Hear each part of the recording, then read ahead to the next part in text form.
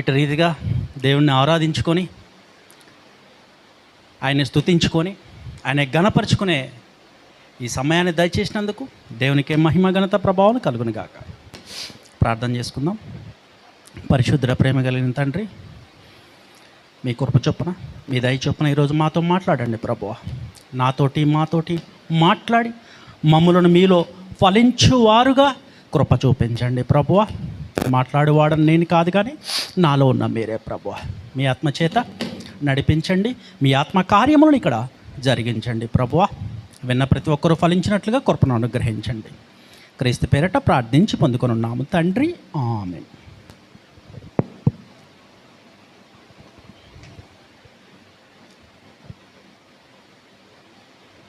కీర్తనల గ్రంథము 51వ అధ్యాయము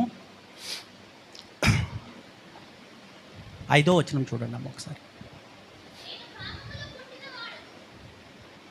పాపములోనే నా తల్లి నన్ను గర్భమున ధరించిన దేవా అని ఉంటుంది.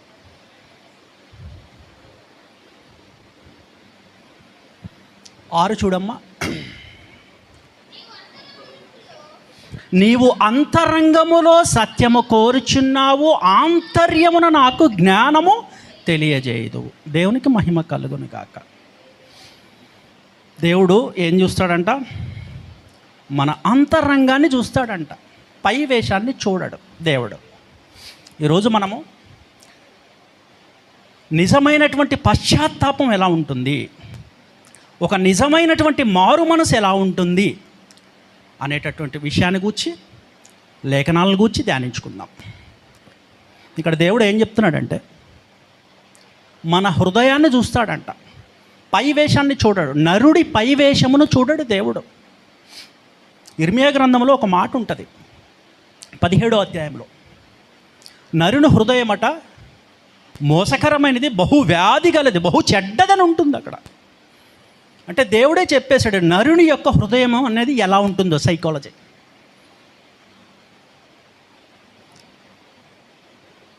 ఇక్కడ హృదయాంతరంగాల్ని దేవుడు ఎలా చూస్తాడో ఒకసారి మనము చూద్దాం. ఒక చిన్న ఉపమానం చెప్తాను మీకు అర్థమయ్యే రీతిగా. ఒక యజమానుడు ఉన్నాడు. తన దగ్గర పనిచేసేటటువంటి ఒక 4 వ్యక్తులకు 4 విత్తనాలు ఇచ్చాడు. ఇచ్చి, నేను వెళ్తున్నాను, మరలా కొంతకాలానికి తిరిగి వస్తాను అని చెప్పి వెళ్ళాడు. వాళ్ళ 4కి 4 విత్తనాలు ఇచ్చాడు. తీసుకున్నారు. మళ్ళీ కొంతకాలానికి ఆ యజమాని చెట్టుగానే తిరిగి వచ్చాడు. రాగానే మొదటివాడు తన యొక్క చిన్న తొట్టిని తీసుకొని వచ్చి యజమానికి చూపిస్తున్నాడు.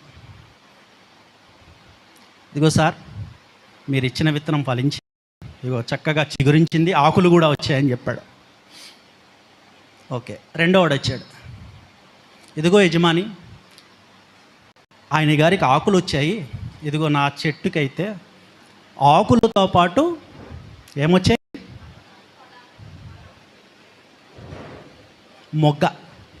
ఒక మొగ్గ కూడా వచ్చింది చూడండి అన్నాడు. 3 ఆయన వచ్చాడు. ఇదిగో ఆయనకి ఆకులతో మొగ్గలతో వచ్చాయి, నాకు ఆకులు మొగ్గలతో పాటు ఇదిగో పువ్వు కూడా వచ్చిందని చూపించాడు. 4వ వ్యక్తి వచ్చాడు. ఆయన తొట్టిలో ఏమీ లేదు, ఉత్తి మట్టి తప్ప.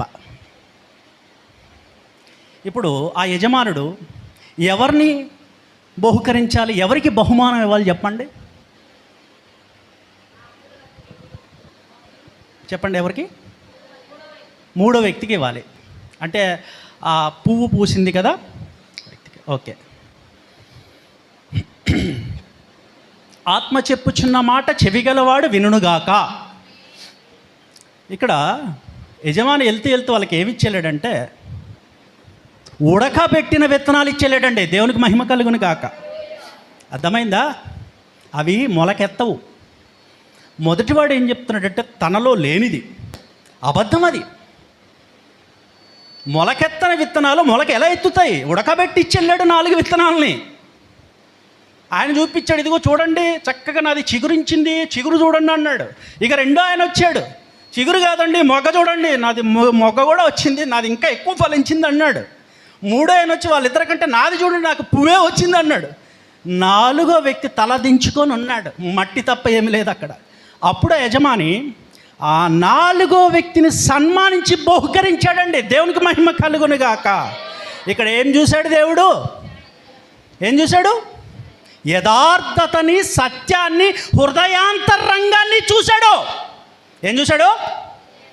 మనలో లేనిది ఉన్నట్టుగా, మనము చెయ్యనిది చేస్తున్నట్లుగా ఎవరైతే జీవిస్తున్నారో వాళ్ళందరికీ ఈరోజు ఒక పాఠం అర్థమవుతుందా? దేవుడు ఏం చూస్తున్నాడు? ఆయన చూపించాడు ఒక మొగ్గని చూశాడా? ఇంకొక ఆయన చూపిస్తున్నాడు పువ్వుని చూశాడా? ఏం చూస్తున్నాడు దేవుడు? సత్యాన్ని వెతుకుతున్నాడు. ఇందాక మీరు చదివిన లేఖనం ఏంటది? అంతరంగములో సత్యము కోరుచున్నాడు. ఆయన ఏం కోరుచున్నాడు? సత్యాన్ని, అసత్యాన్ని కాదు, అబద్ధాన్ని కాదు, అవిధేయతని కాదు, అవిశ్వాసాన్ని అంతకంటే కాదు. ఆయన ఏం చూస్తున్నాడు? హృదయాంతరంగాన్ని పరిశోధించే దేవుడు. మాట మన నోట రాక మునిపే ఆయన ఎరిగి ఉన్నాడు. 3 వ్యక్తులు పచ్చి అబద్ధాలు ఆడారు. 3 వ్యక్తులు యజమాన్ని మోసం చేశారు. అర్థమవుతుందా? ఒక్కడే సత్యవర్తనుడు. ఎవరు ఆ 4గురిలో? ఒక్కడే మట్టి తెచ్చి చూపించాడు. అయ్యా అది మొలకెత్తలేదయ్యా యజమాని అని. ఇప్పుడు యథార్థవంతులు ఎవరు వీళ్ళల్లో? ఆ మట్టి తీసుకొచ్చిన వ్యక్తే, అతనే యథార్థవంతుడు. ఇవాళ క్రైస్తవ సంఘంలో కూడా ఈ 4 రకాల వ్యక్తులు ఉన్నారు. జాగ్రత్త సంఘమా, అంత్య దినాల్లోకి వచ్చాము, చాలా జాగ్రత్తగా ఉండాలి. అందరికీ అని చెప్పట్లేదు నేను, కొందరికే. సరి చేసుకోవడానికి మనకు అవకాశం ఉంది. ఇప్పుడు అవకాశాన్ని ఇచ్చాడు దేవుడు. సరి చేసుకొని మారు మనసు పొందితే ఎత్తబడతాం మనమందరము కూడా. ఆయన కృపలో మనమందరము కూడా సరి కావలసినటువంటి అవసరం ఉన్నది. ఇప్పుడు నేను బైబిల్లో కొంతమంది వ్యక్తులను మీ ముందు పెడతాను. వాళ్ళలో సరి అయిన మారు మనసు కలిగిన వాళ్ళు ఎంతమంది, నటించి దేవునికి దూరముగా, దేవునికి విరుద్ధంగా అయిపోయి శాపగ్రస్తులైపోయిన వాళ్ళు ఎంతమందో చూద్దాం మనం. ఒక్కసారి నిర్గమకాండము 9వ అధ్యాయం 27, 28 చూడండి. సరే నేను చెప్పేస్తాను, సమయం లేదు. ఇది ఫరో గురించి రాయబడినటువంటి లేఖనము. ఇది ఫరో యొక్క మారు మనస్సు.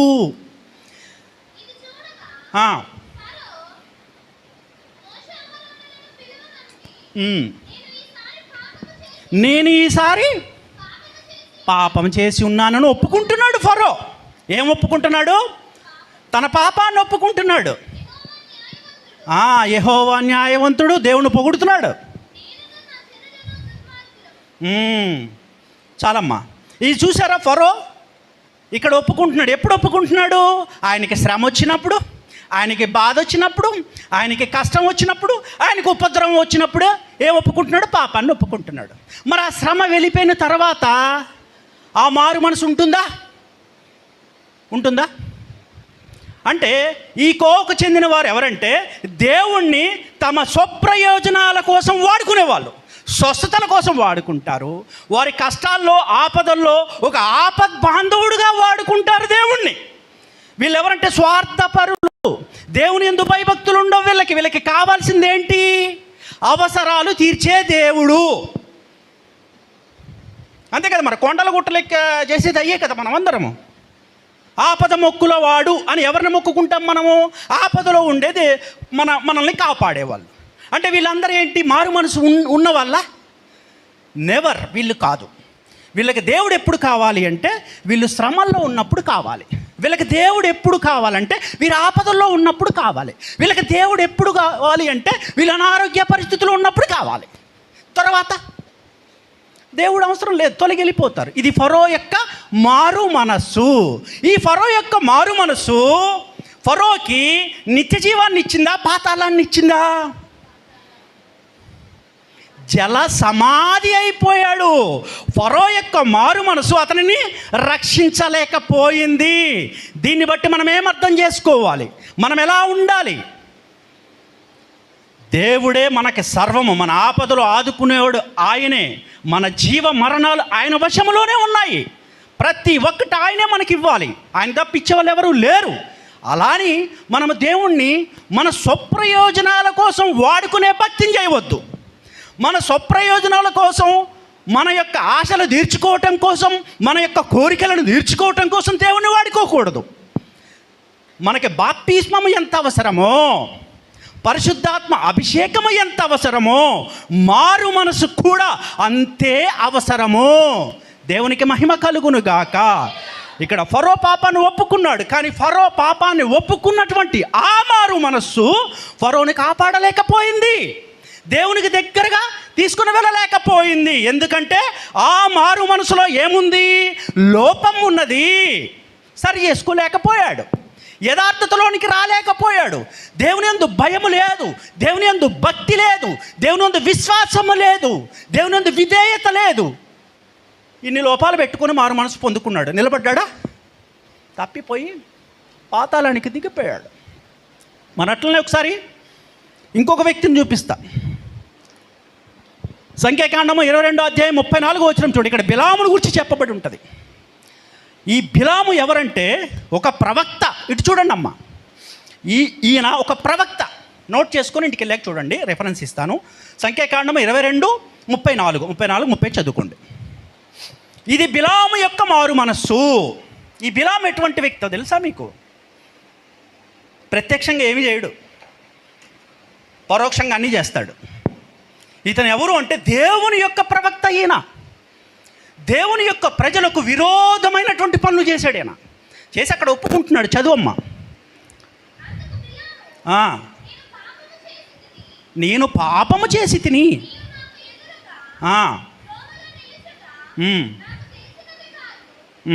తెలిసి ఉంటే నేను చేయను అంటున్నాడు.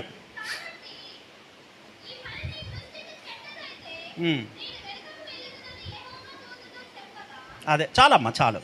నాకు తెలిస్తే నేను ఇది చేసేవాడిని కాదు, నాకు తెలియక నేను చేశాను, నేను పాపమే చేశానని ఒప్పుకున్నాడు ఇక్కడ బిలాము. కానీ ఒప్పుకున్న తర్వాత ఈయన చేసిన పనులు ఏంటో తెలుసా? దేవుని ప్రజలకు విరోధమైనటువంటి ఆశీర్వాద వచనాలు చెప్పకుండా వాళ్ళని అపవిత్రపరిచేటట్టు శాప వచనాలు పలకటానికి ప్రయత్నం చేశాడు. ఆయన చేసిన తప్పదే. దేవుడు పలకమన్న మాటలను పలకట్లేదు. ఈయన ప్రవచనం అంటే ఏంటి? దేవుని మాట జరగబోయేది చెప్పాలి. కానీ ఈయనేం చేస్తున్నాడు? బాలాకు రాజు ఇతనికి ధనం ఇస్తే మార్చేస్తాడు, బోర్డు తిప్పేస్తాడు. ఈయన బోధనే మార్చేస్తాడు, వాక్యాన్నే మార్చేస్తాడు. ఈయన అంటే ఈయన యొక్క మారు మనస్సు ఎలా ఉంది? ధనాన్ని బట్టి, డబ్బును బట్టి మారిపోతుంది ఈయన మనస్సు. పాపం చేశాను, తెలియక చేశాను ఒప్పుకున్నాడు. నువ్వేం చేయాలి? మరలా తిరిగి మారు మనసు పొందుకొని పశ్చాత్తాపడి సరి చేసుకోవాలి. కానీ ఈయన ఏం చేస్తున్నాడు? పాపం చేస్తారు, ఒప్పుకుంటారు, పాపం చేస్తారు, ఒప్పుకుంటారు, మళ్ళీ చేస్తారు. అంటే ఇది ఏ రకమైన మారు మనసు? ఇది సంగమా జాగ్రత్తగా వినాలి. ఇది ఏ రకమైన మారు మనస్సు? ఏ రకమైన మారు మనసు ఇది? ప్రభు అంటాడు, వెచ్చగానైనా ఉండండి, చల్లగానైనా ఉండండి, నూనె వెచ్చగా ఉంటే నా నోటి నుంచి ఉమ్మి వేస్తా అన్నాడు. ఇప్పుడు చెప్పండి, ఈయన ఏ రకం? నూనె వెచ్చగా ఉంటాడు, ఇటు దేవునితోటి సహవాసం చేస్తాడు, అటు వెళ్ళి శత్రువులతోటి కూడా సహవాసం చేస్తాడు. శత్రువులతోటి సహవాసం చేసి శత్రువులకు దేవుని పిల్లలు ఎలా నాశనం అయిపోవాలో సలహాలు చెప్తాడు. దేవుని పిల్లలు ఎలా సంహరించబడాలో వాళ్ళకన్నీ ఈయనే ప్లానింగ్స్ చెప్తూ ఉంటాడు. ఎందుకంటే ఈయనకు మొత్తం తెలుసు, వాళ్ళు ఏ పని చేస్తే శాపాల మీదకి వస్తాయో తెలుసు. ఎందుకంటే ఈయనకు దేవుని యొక్క ధర్మశాస్త్రం గురించి తెలుసు కదా. అందుకని ఆ బాలాకు రాజు ఇచ్చే ధనానికి ఆశపడి శత్రువులతో చేతులు కలిపాడండి. ఈయన చూస్తే ఎవరంటే ప్రవక్త, గొప్ప ప్రవక్త ఈయన బిలాము. ఇతని యొక్క మారు మనస్సు ఇతనిని రక్షించిందా అంటే, ఇతను ఏం కోరుకున్నాడంటే, నీతిమంతులకు ఎలాగొస్తుందో చావు, అటువంటి చావు నాకు రావాలి, అటువంటి మరణం నాకు రావాలని కోరుకున్నాడు. కానీ యుద్ధభూమిలో కుక్క చావు చచ్చాడు, కత్తి చేత చంపబడ్డాడు. ఆయన ఒక దైవజనుడు, ఒక ప్రవక్త మారు మనసు లేకుండా బ్రతికాడండి. ఇతను అంతే, నేను పాపం చేశాను అంటాడు, నేను తప్పు చేశాను అంటాడు, ఒప్పుకుంటాడు, మరలా తిరిగి ఏం చేస్తాడు? దేవునికి విరుద్ధమైన పనులు చేస్తాడు. ఇతని యొక్క మారు మనస్సు ఇతన్ని రక్షించిందా? నెవర్. ఇతన్ని కూడా రక్షించలేదు. ఇతనిది ఏ రకమైన మారు మనస్సు అంటే, ఏ రకం? ప్రలోభాలు. ఇప్పుడు ధనాన్ని ఇస్తే మనసు మారిపోద్ది, దేవుని తట్టున్న మనసు ఏమైపోద్ది? శత్రువుల తట్టు తిరిగిపోద్ది. అట్లాగే సంఘంలో ఉన్న వాళ్ళు కూడా దీన్ని బట్టి ఏమి నేర్చుకోవాలనే దాని గురించి చూడండి. వాక్యమే మనల్ని సరిచేయాలి. నేను చెప్పేది బైబిల్ బోధే, బయట ఏం చెప్పను నేను. ఇంకొక వ్యక్తిని చూపిస్తాను ఇక్కడ. 1 సమూయేలు గ్రంథం 15:24 చూడండి. ఇక్కడ సౌలు గురించి ఉంటుంది. సౌలు యొక్క మారు మనస్సు.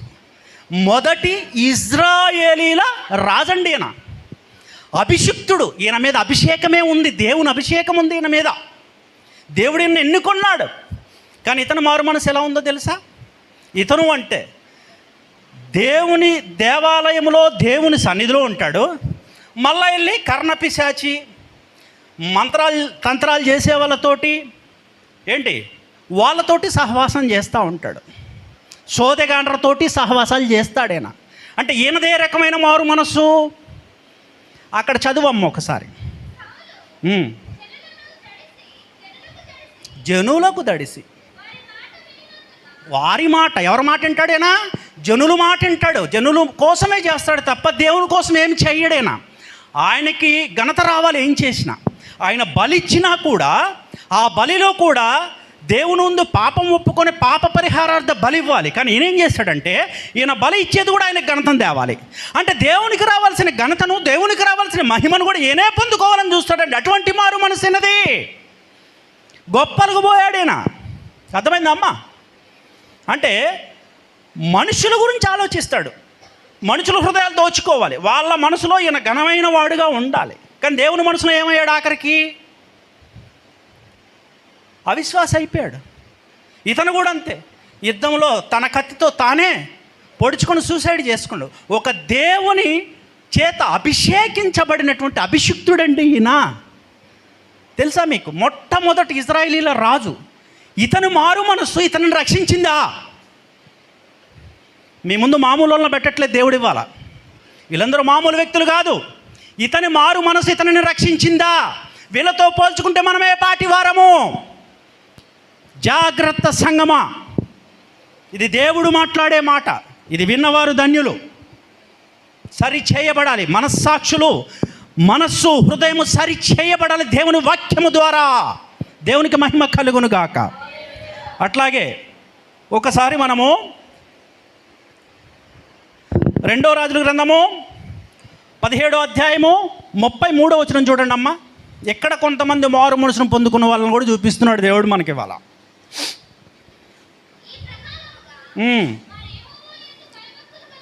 వారు యెహోవా వద్ద భయభక్తులు గలవారు. నోట్ చేసుకోండి, ఇది దేవుని యందు ఇలాగ భయభక్తులు ఉన్నాయంట. బాగానే. నెక్స్ట్ 40లోకి వెళ్ళమ్మా.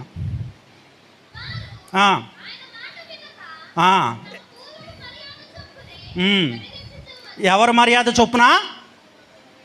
మర్యాద చొప్పున పూర్వం దేవుని యందు భయభక్తులు ఉన్నాయి వీళ్ళకి, గుర్తుపెట్టుకోండి. కానీ మళ్ళీ ఇక్కడికి వచ్చి లోక ఆచారాలు, లోక సాంప్రదాయాలు, వాళ్ళ పూర్వీకులు ఏ ఆచారాలు, ఏ సాంప్రదాయాలు, ఏ లోకానుసారమైనటువంటి పద్ధతులను అవలంబించారో ఆ పద్ధతులను వీరు కూడా అవలంబిస్తూ ఉంటారు. ద్విమనస్కులు వీళ్ళు. ఎవరో 2 రకాల మనస్తత్వాలు కలిగిన వాళ్ళు వీళ్ళు. పాముకు 2 నాలుకలు ఎలాగుంటాయి, వీళ్ళకలా 2 నాలుకలు ఉంటాయి. వీరు కూడా మారు మనసు పొందుకున్నారు. మళ్ళీ వీళ్ళు దేవుని యందు భయభక్తులు కలుగుతారు. వీళ్ళందరూ చర్చలకు వస్తారు, వీళ్ళందరూ మంచిగా ఉంటారు. కానీ మళ్ళీ తర్వాత ఏం చేస్తారంటే లోకానుసారమైన పద్ధతులను అవలంబిస్తూ పూర్వీకులు, అంటే గతంలో పూర్వము మనం మారు మనసు పొందుకోక మునుపు ఆ లోకాచారాలు ఏవైతే ఉంటాయో అవన్నీ కూడా మళ్ళీ అవలంబిస్తారు. దేవునితోటి ఉంటారు, లోకంతో ఉంటారు, రెండింటితోటి ఉంటారు వీళ్ళు. ఇందాక చెప్పాను కదా, వెచ్చగా ఉండరు, చల్లగా ఉండరు. మళ్ళీ వీళ్ళు నునువెచ్చగా ఉంటారనమాట. ఇది ఒక రకమైనది. అందుకే యాకోబు పత్రిక 1వ అధ్యాయం 7-8 వచనాల్లో దేవుడు మాట్లాడుతున్నాడు ఇక్కడ వీరిని గురించి, ఇటువంటి వారిని గురించి మాట్లాడుతున్నాడండి. అట్టి మనుషులు ద్విమనస్కులై తమ సమస్త మార్గముల యందు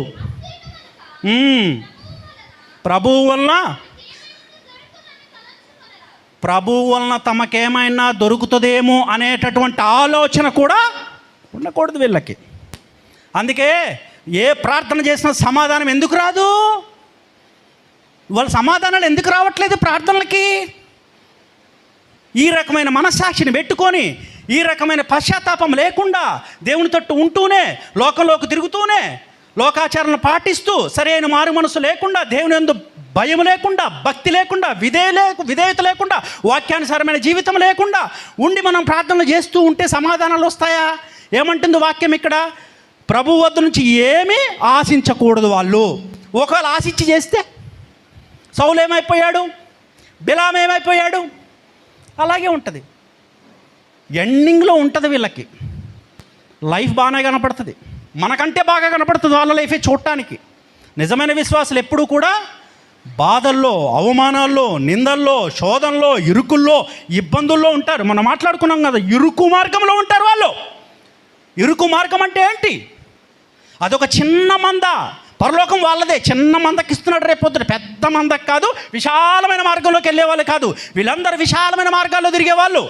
వీళ్ళందరూ కూడా సరి అయినటువంటి మారు మనసు లేని వాళ్ళు. వీళ్ళు కనపడటానికి విశ్వాసులుగానే ఉంటారు, భయభక్తులు గలవారుగానే ఉంటారు, కానీ వీరు పొందినటువంటి ఆ మారు మనస్సు వీళ్ళకి పరలోకాన్ని కానీ, దేవుని కృపను కానీ, దేవుని ఆశీర్వాదాన్ని కానీ తీసుకొస్తుందా? నెవర్. లేదు. లేఖనం ఎక్కడ ఒప్పుకోవట్లేదు వీళ్ళని. నేను అందరి గురించి చెప్పట్లేదండి, కొంతమందిని గురించి చెప్తున్నాను. సరి అయిన మారు మనసు లేని వారిని గురించి మాట్లాడుతున్నాను నేను. కొంతమంది గొప్ప గొప్ప దైవజనులు, గొప్ప గొప్ప భక్తులు ఉన్నారు. వాళ్ళ పాదాలు పట్టుకోవటానికి కూడా మనం అర్హులం కాదు. ఆత్మచేత నింపబడి అద్భుత రీతిగా దేవునిలో ఫలించే వాళ్ళు ఉన్నారు. దేవునికి మహిమ కలుగును గాక. అట్లాగే మనము బైబిల్లో చూసుకుంటే ఓర్ఫా అని ఒక ఆమె ఉంటుంది. ఎప్పుడన్నా విన్నారా ఆమె గురించి? ఓర్పా నయోమికి కోడలు. ఎస్తేరు ఒక కోడలు, ఓర్పా కూడా ఒక కోడలు. అయితే ఈమె కూడా అంతే, రెండు రకాల మనస్తత్వాలు. ఒకవైపు ఏమో మోయాబు దేశం గురించి ఆలోచిస్తూ ఉంటుంది, ఇంకోవైపు బెత్లెహేము గురించి ఆలోచిస్తూ ఉంటుంది. ఒకవైపు సొంత కుటుంబము, సొంత తల్లిదండ్రుల గురించి ఆలోచిస్తూ ఉంటుంది, రెండో వైపు అత్తగారే నయోమి గురించి ఆలోచిస్తూ ఉంటుంది. బైబిల్లో ఎస్తేరు ఎలా ఉంది? ఆమెతోటి ఉన్నటువంటి తోటి కోడలు కదేమో, ఈమె ఎలా ఉంది?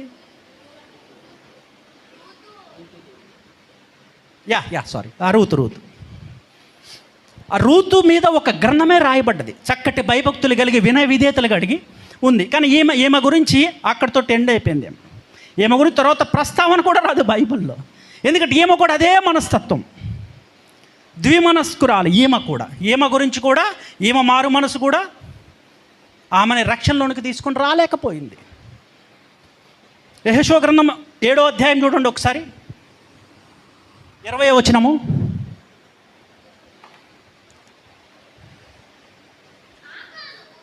ఇక్కడ ఆకాను యొక్క మారు మనసును గురించి రాయబడింది.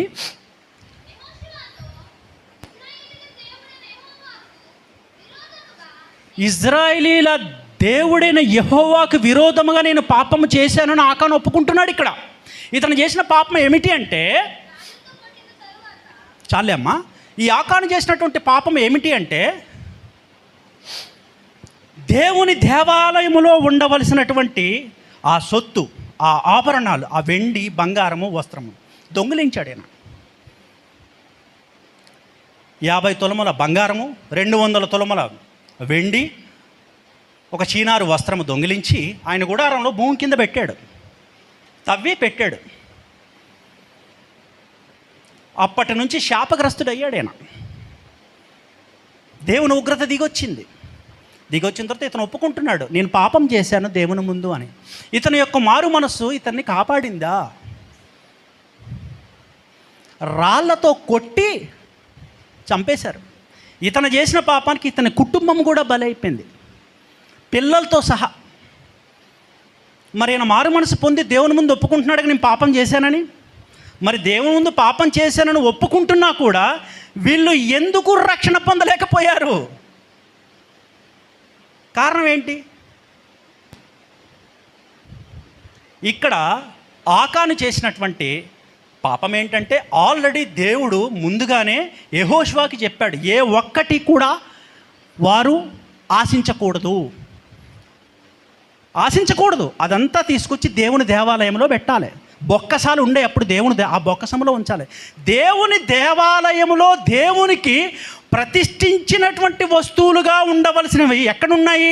పాదాల కింద ఉన్నాయి. తొక్కుతున్నాడు రోజు, వాటిని తొక్కుకుంటూ తిరుగుతున్నాడు భూమి కింద పెట్టుకొని. అవి రోదిస్తున్నాయి. అయ్యో ఇది మా స్థానము కాదు, మేము ఆ దేవుని సన్నిధిలో ఉండాలని వెండి మొరబెడుతుంది అక్కడ. పవిత్రమైనటువంటి వస్తువులు అవి. వాటిని ఏం చేశాడు? దొంగిలించి భూమి కింద పెట్టి వాటి మీద నడుచుకుంటూ తిరుగుతున్నాడు రోజు. దేవుని పరిశుద్ధ సన్నిధిలో ఉండవలసినటువంటి సొత్తు ఎక్కడుంది? పాదాల కింద ఉంది. అందుకే శాపగ్రస్తుడు అయిపోయాడు. పంక్తులు తీర్చి చెప్పాడు యెహోషువ ఎలా ఉండాలి. అక్కడికి వెళ్ళిన తర్వాత దేన్ని ముట్టుకోరాదు, మీరు దేన్ని ఆశించకూడదని చెప్పిన తర్వాత ఎవ్వరు కూడా ఆశించలే. ఈయన ఒక్కడ మాత్రం ఆశించాడు, ఆశపడ్డాడు, దేవుని ఆజ్ఞను మీరాడు. శాపగ్రస్తుడైపోయి ఈయనతో పాటు ఈయన కుటుంబం కూడా బలైపోయింది. రాళ్లతో కొట్టబడి చంపబడ్డాడు. ఇతని యొక్క మారు మనస్సు ఇతనిని రక్షించిందా? రక్షించలేదు. ఇప్పుడు అలాగే ఇంకొంతమందిని చూపిస్తాం మీ ముందు.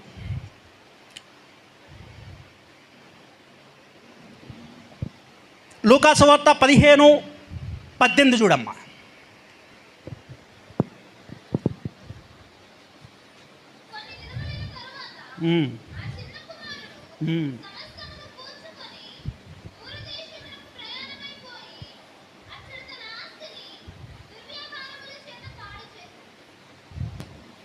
ఇది ఇంతకుముందు మీరు చాలా సందర్భాల్లో వినే ఉంటారు. తప్పిపోయిన కుమారుడు ఇతను.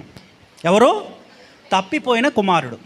ఇతను వెళ్ళాడు, తండ్రి మాటను మీరి వెళ్ళాడు, విలాసవంతమైన జీవితాన్ని ఆశించి వెళ్ళాడు. లోకాశ, శరీరాశ, జీవపు డంబము, ఏమి తిందాము, ఏమి తాగుదాము, ఏమి ధరించుకుందామని తిరిగి ఉన్నది మొత్తం కోల్పోయి ఆఖరికి పంది పొట్టు తిన్నాడు. ఆయన తినప్పుడు మనసులో అనుకుంటున్నాడు, నేను నా తండ్రి వద్ద లేచి నేను నా తండ్రి వద్దకు వెళ్ళి,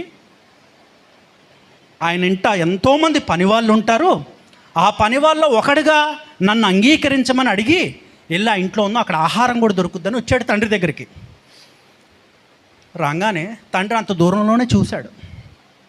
చూసి ఎదురుగా పరిగెత్తికెళ్ళి ముద్దు పెట్టుకొని, కనికరము కలిగినటువంటి తండ్రి అని ఉంటుంది అక్కడ పదం. ఎవరో కనికరము కలిగిన తండ్రి. దేవునికి మహిమ కలుగును గాక. ఇక్కడ ఈ కుమారుల్లో దేవుడు ఏం చూస్తున్నాడంటే నిజమైన పశ్చాత్తాపం చూశాడు. తనను తాను ఏం చేసుకున్నాడు? ఇక్కడ తగ్గించుకున్నాడు. తగ్గించుకొని, నేను నీ కుమారుడుగా కాదు తండ్రి, నీ పని వాళ్ళల్లో ఒకటిగా ఉంటాను. ఎలాగా? నీ ఇంట పనిచేసే దాసులలో ఒకటిగా నన్ను చేర్చుకో, నీ కుమారుడుగా నేను అర్హతను కోల్పోయాను అని చెప్పేసి మొర పెడుతున్నాడు. అంటే ఈయనలో ఏముంది? నిజమైన పశ్చాత్తాపం ఉన్నది, నిజమైన మారు మనసు ఉన్నది. కాబట్టి దేవుడు ఏం చూశాడు? మనం ఏం చదువుకున్నాం మొట్టమొదటగా? అంతరంగాన్ని చూస్తాడు దేవుడు. పై వేషాన్ని చూడు. ఇంతకు ముందు వాళ్ళందరూ అంతరంగాలు ఎలా ఉన్నాయి? బిలాముది కానీ, ఆకానుది కానీ, సౌలుది కానీ ఎలా ఉన్నాయి? ఎవరి హృదయాంతరంగాలు సరిగా లేవు. వాళ్ళు సరి చేసుకోవటానికి కూడా ప్రయత్నం చేయలే. అది అక్కడ జరిగిన విషయము, తప్పిదం. ప్రతి మనిషి తప్పు చేయొచ్చు, ఎందుకంటే మానవ స్వభావం అది. నరుని హృదయము బహు చెడ్డది, మోసకరమైనది, వ్యాధి కలది. దేవునికి తెలుసు అవన్నీ. కానీ నీ యథార్థత చూస్తాడు. నువ్వు నిజంగా ఆ తప్పులు నా దగ్గరకు చెప్పుకో, నీ హృదయాన్ని బట్టి నిన్ను నేను క్షమించి క్షమాభిక్షణ పెడతానంటాడు దేవుడు. నటిస్తే ఏం చేస్తాడు?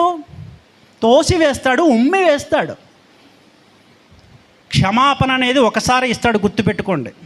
పదే పదే పాపాలు చేస్తూ పదే ఒప్పుకుంటూ పోయేది మారు మనసు కాదు. ఒకసారి పాపక్షమాపణ పొందుకొని ఒకసారి మారు మనసు పొందిన తర్వాత పేతురు అంటాడు, కుక్క తన వాంతికి తిరిగినట్లుగా కడగబడిన పంది మరలా వెళ్ళి బురదలో బొర్రినట్లుగా. ఆ రకంగా ఉండకూడదు విశ్వాస జీవితం. అర్థమవుతుందా? ఇక్కడ కూడా ఆకాను జీవితంలో ఆ పాపం జరిగి శాపగ్రస్తుడు అయిపోయాడు. అతనితో పాటు అతని కుటుంబం కూడా అందరూ మరణించారు. సో ఈ రకమైనటువంటి మారు మనసులు ఎవరిలో అయినా ఉన్నాయేమో సరి చేసుకోండి సంగమా. దేవునికి మహిమ కలుగునుగాక. దేవుడు మాట్లాడుతున్నాడు మీతోటి. ఈ వాక్యం విన్నవాళ్ళు ధన్యులు. ఎంతసేపు ఆశీర్వాదాలు కదా ఆయన ఇస్తాడు. అడిగినా ఇస్తాడు, అడగకపోయినా ఇస్తాడు. ఆయన ఏమంటున్నాడు? మొదట మీరు నా రాజ్యాన్ని వెతకండి, నా నీతిని వెతకండి. నా నీతి మీ ఎందుంటే రక్షించబడతారు. ఏమి తిందమో, ఏమి తాగుదామో, ఏమి ధరించుకుందామో కాదు. శరీరాశ, నేత్రాశ, జీవపు డంబము కాదు. నా రాజ్యం నా నీతిని వెతకండి అంటున్నాడు ఆయన. అది వెతికిన వాళ్ళు ఆటోమేటిక్గా ఆయన రాజ్యంలో పాలిభాగస్తులు అవుతారు. ఆ పనిలో ఉండాలి మనము. ప్రత్యేకంగా మనం స్వస్థతల కోసము, ఆశీర్వాదాల కోసము, ఆశలు నెరవేర్చుకోవటం కోసం, కోరికలు నెరవేర్చుకోవడం కోసం దేవుని వాడుకోవద్దు. ఆయన నీ హృదయాన్ని చూస్తున్నాడు, నా హృదయాన్ని చూస్తున్నాడు, అందరిది చూస్తున్నాడు. సంగమా జాగ్రత్త. ఒక్కసారి 2 సమూయేలు గ్రంథము 12:2 చూడండి. ఇక్కడ చూస్తాం మనం, సరి అయినటువంటి మారు మనసు అండి ఇది. ఇటు తిరగండి ఒకసారి. కీర్తన గ్రంథము 51వ అధ్యాయము. దేవా, నీ కృప చొప్పున నన్ను కరుణించుము, నీ వాత్సల్య బాహుల్యము చొప్పున నా అతిక్రమములను తుడిచివేయము, నా పాపం పోవునట్లుగా నన్ను బాగుగా కడుగుము, నా దోషం పోవునట్లు నన్ను పవిత్రపరచుము. నా పాపములు నా ఎదుటే ఉన్నవి, కేవలము నీకే విరోధముగా నేను పాపము చేసి ఉన్నాను, నీ దృష్టి ఎదుట నేను చెడుతనము చేసి ఉన్నాను. కావున ఆజ్ఞ ఇచ్చినప్పుడు నీతిమంతుడుగా పడుదువు, తీర్పు తీర్చినప్పుడు నిర్మలుడుగా పడుదువు. నేను పాపములో పుట్టిన వాడను, పాపములోనే నా తల్లి నన్ను గర్భమున ధరించెను దేవా అంటూ ప్రార్థన చేస్తున్నాడండి ఒక ఆయన. ఎవరైనా? దావీదు మహారాజేనా. ఇతని ప్రార్థన చేసేటప్పటికి ఎవరో తెలిసేనా? ఒక రాజు. ఎవరో? ఒక రాజు చేసే ప్రార్థన అండి ఇది. మనం ఎలా చేయాలి మరి? నాతాను ప్రవక్త వచ్చాడు, మాట్లాడుతున్నాడు దావీదుతో. వాడు చెప్తున్నాడు, ఒక ధనవంతుడు ఉన్నాడు, ఒక బీదవాడు ఉన్నాడు, దరిద్రుడు ఉన్నాడు. ధనవంతుడికి బహుధనం ఉంది, బహు పశువులు ఉన్నాయి ఆయన దగ్గర. బీదవాడి దగ్గర ఒకటే ఆడ గొర్రె పిల్ల ఉంది. అయితే ఈ ధనవంతుడు ఏం చేశాడంటే, అతని ఇంటికి ఒక చుట్టం వచ్చాడు. మరి చుట్టం వచ్చిన వాళ్ళకి మర్యాదలు చేయాలి కదా. విందు చేశాడు. ఎవరు? ధనవంతుడు. ఆ విందు ఎలా చేశాడంటే, ఈ కటిక బీదవాడైనటువంటి ఈ యొక్క బీదవాడి దగ్గర ఉన్నటువంటి ఆ ఆడ గొర్రె పిల్లను తీసుకొచ్చి వధించి విందు చేసి ఆ వచ్చినటువంటి అతిథికి పెట్టాడండి భోజనమేనా. ఇలా నాతాను ప్రవక్త చెప్తూ ఉండగానే సింహాసనంలో ఉన్నటువంటి దావీదు చెప్తున్నాడు, ఎవరు? నిశ్చయంగా అతడు మరణానికి పాత్రుడు అంటున్నాడు. అది నీవే. ఎవరో? నీవే అన్నాడండి ప్రవక్త. ఎప్పుడైతే అది నీవే అన్నాడో, ఆ నాతాను ప్రవక్త నోటి నుంచి ఆ మాట వచ్చిందో, ఆ వార్నింగ్ వచ్చిందో, అది దేవుని మాట. ఎవరిది? ఇది నీవే అని చెప్పింది ఎవరు? దేవుడు. నాతాను ద్వారా దేవుడు పలికి, భ్రష్టుడా, నీవు పాపం చేశావు అని చెప్పంగానే దావీదేమన్నాడో తెలుసా? సింహాసనం ఇంటి లేచి మెట్లు దిగుతూనే బట్టలు చింపుకొని సాగిలపడి అప్పుడు చేస్తున్నాడు ఈ ప్రార్థన. ఏం ప్రార్థన ఇది? ఏం ప్రార్థన? పశ్చాత్తాప ప్రార్థన. తన పాపాన్ని హృదయాంతరంగాల నుంచి తీస్తున్నాడు, తోడుతున్నాడు పాపాన్ని. దేవా, నీ కృప చొప్పు నన్ను కరుణించయ్యా, నీ వాత్సల్య బాహుల్యము చొప్పున నా అతిక్రమములను తుడిచివేయా, నా పాపాలు పౌరట్లను బాగా కడుగయా. ఎన్నున్నాయి ఎన్నో? నీకు కేవలం నీకే విరోధముగా నేను పాపము చేసి ఉన్నానని ఘోషిస్తూ, రోధిస్తూ, ఏడుస్తూ ప్రార్థన చేస్తున్నాడండి. మరి ఈ ప్రార్థన దేవుడు అంగీకరించాడా? క్షమాపక్షనిచ్చాడా? ఇది ఎటువంటి మారు మనసు? యథార్థమైనటువంటి మారు మనసు. ప్రతి పాపాన్ని, ప్రతి తప్పును ఒప్పుకుంటున్నాడండి దావీదు రాజు. తనను తాను తగ్గించుకొని రోధిస్తూ దేవుని ముందు సాగిలపడి ప్రార్థిస్తున్నాడు. ఒప్పుగోలు ప్రార్థన అంటారు దీన్ని. ఏమంటారు? ఒప్పుకుంటున్నాడు ఒక్కొక్కటిగా. అయా, నేను తల్లి గర్భంలోనే పాపంతో పుట్టానయ్యా, నేను పాపంలో పుట్టిన వాడునయ్యా, పాపంలో నా తల్లి నన్ను గర్భమును ధరించాను దేవా. అప్పుడు అంటున్నాడు, నీవు అంతరంగంలో సత్యం కోరుచున్నావు, అంతర్యంలో నాకు జ్ఞానము తెలియజేయదు దేవా. ఏం కోరుతున్నాడు దేవుడు? సత్యాన్ని కోరుతున్నావు దేవా నువ్వు అని. అప్పుడు అంతరంగంలో ఉన్న సత్యాన్ని బయటికి తీశాడు. ఏంటా సత్యం అంటే? పాపమే. ఆయన అంతరంగంలో ఏముంది? పాపం ఉంది. ఇప్పుడు ఏం తీశాడు బయటికి? ఆ సత్యాన్ని బయటికి తీశాడు. ఇప్పుడు ఆ సత్యం ఏంటంటే పాపము. మనం తీస్తున్నాం ఆ లోన ఉన్న సత్యాలని. సత్యం అంటే ఏంటి? మనలో పాపం ఉన్నది, మనలో దోషం ఉన్నది, మనలో అతిక్రమం ఉన్నది. ఇది నిజం, ఇదే సత్యం. దీన్ని ఒప్పుకోవాలి, దేవుని ముందు ఒప్పుకోవాలి, సాగిలపడాలి. అప్పుడు ఆయన కనికరము కలిగిన దేవుడు అండి, కృపా సత్యము సంపూర్ణుడు కదా మన దేవుడు. తప్పకుండా నీకు క్షమాభిక్షణ ఇస్తాడు, తప్పకుండా నీ మారు మనసుని అంగీకరిస్తాడు, తప్పకుండా నీ హృదయంలో ఏం చూస్తాడు ఆయన? యథార్థతను చూస్తాడు. నువ్వు ఏమాత్రం యథార్థత లేకుండా నటించావా, ఏమైపోతావంటే బిలాములాగా అయిపోతావు. నటించావా, ఏమైపోతావంటే సౌలులాగా అయిపోతావు. నటించావా, నాతాను ప్రవక్త ఎలాగ వార్నింగ్ ఇచ్చాడో దావీదుకి, అలాగ దేవుడు ప్రతి ఒక్కరికి కూడా చెప్తాడు, నటించే నువ్వు సరి చేసుకో, అవకాశం ఇస్తాడు దేవుడు. ఏమి చేసే ముందన్న తను చెప్పకుండా చేయడండి దేవుడు, చెప్పే చేస్తాడు. పరిశుద్ధాత్మ దేవుడు నిన్ను గద్దిస్తాడు, ఖండిస్తాడు. ఎందుకు? మారు మనసు పొందాలి మనం. ఆయన వచ్చి మనలోకి ఏం చేస్తాడు? పాపమును గూర్చి, నీతిని గూర్చి, తీర్పును గూర్చి ఒప్పింపజేస్తాడు. మనల్ని ఎక్కడికి తీసుకెళ్తాడు? సర్వసత్యములోనికి తీసుకెళ్తాడు. దేవునికి మహిమ కలుగును గాక. ఈ రకమైన మారు మనసును మనం పొందుకున్నట్లయితే దేవుడిచ్చేటటువంటి ఆ కృపను అందుకొని మనమందరం కూడా ఎత్తబడే సంఘంలో చేరుతాము. సంఘమా జాగ్రత్త, సరి అయిన మారు మనసు లేకపోతే బాప్తిసం తీసుకున్నా, రక్షణలో ఉన్నా కూడా పడిపోతాము. జాగ్రత్త. ఎందుకంటే అంత్య దినాలకు వచ్చేసాం మనం. ఇక అందరూ కూడా ఆ దినములలో దేవుడు చూచి చూడనట్లుగా ఉన్నాడు. కానీ ఇప్పుడు అందరూ కూడా మారు మనసు పొందవాలని ఆజ్ఞ జారీ అయి ఉన్నది. ఏంటది? ఆజ్ఞ. It's an order, comes from the heaven. పరలోకం నుంచి ఆజ్ఞ జారీ చేయబడ్డది. అందరూ మారు మనసు పొందాలి. గొప్ప విషయం చెప్పనా మీకు, సంఘాల్లో చాలామంది ఇంకా మారు మనసు లేని వాళ్ళు ఉన్నారు. చాలా జాగ్రత్తగా ఉండాలి సంఘాలు. బిలాములాటోళ్ళు ఉన్నారు, సౌలులాటోళ్ళు ఉన్నారు, ఆకానులాటోళ్ళు ఉన్నారు. ఇంకొక ఆయన గురించి చెప్తా ఇప్పుడు మీకు. ఇస్కరియోతు యూదా అపోస్తలులలో ఒకడండి. ఈయన వెండి నాణాలకు ఆశపడి యేసు ప్రభువుని అమ్మేశాడు. అమ్మేసిన తర్వాత ఇతను మారు మనసు పొందాడు. తెలుసా మీకు? పొందాడు.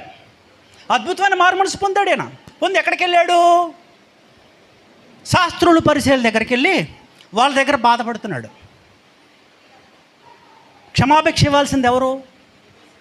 విశ్వాసి కనపడతాడు, బయటికి బైబిల్ పట్టుకొని తిరుగుతూ ఉంటాడు, బయటికి భక్తుడిగా కనపడతాడు, కానీ లోపట పాపం ఉన్నది.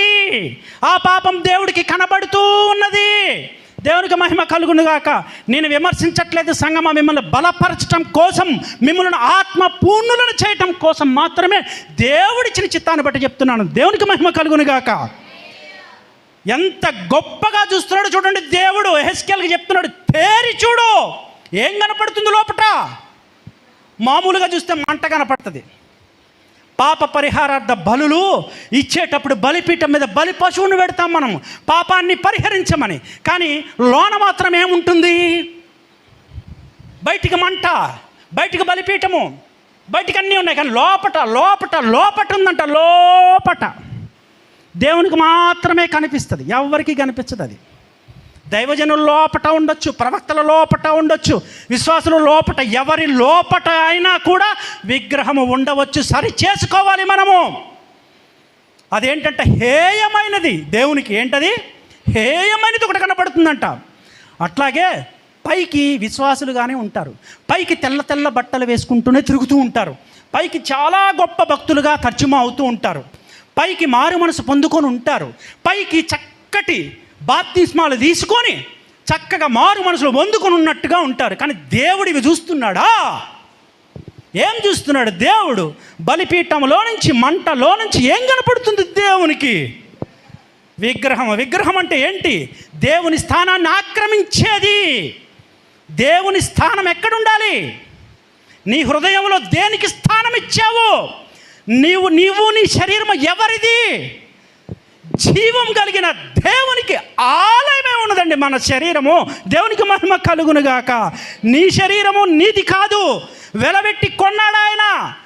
ధనముతోటి కాదు, డబ్బుతోటి కాదు, బంగారంతో కాదు, వెండితోటి కాదు. ఆయన అమూల్యమైన, శ్రేష్టమైన, పరిశుద్ధమైనటువంటి ఆ శిలువ రక్తము చేత క్రయధనం పెట్టుకున్నాడండి మనల్ని.